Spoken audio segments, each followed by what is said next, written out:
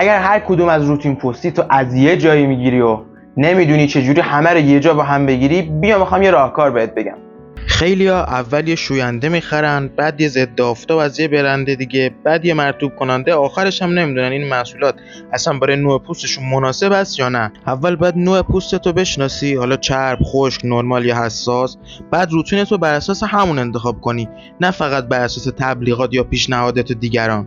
برای همین برند MND پک های روتین مخصوص هر نوع پوست رو آماده کرده که داخل هر پک یک فوم شستشو، یک تونر محافظت کننده، کرم مرطوب کننده و کرم ضد آفتاب قرار داره و یک کیف هم به عنوان هدیه همراهش ارسال میشه. به جای اینکه محصولات رو جداگانه تهیه کنی، میتونی یک روتین کامل و هماهنگ و متناسب با نوع پوستت داشته باشی و از نظر قیمت هم به صرفه تره. نوع پوستتو برام توی کامنت ها بنویس تا بهت بگم کدوم پک مناسب پوستت.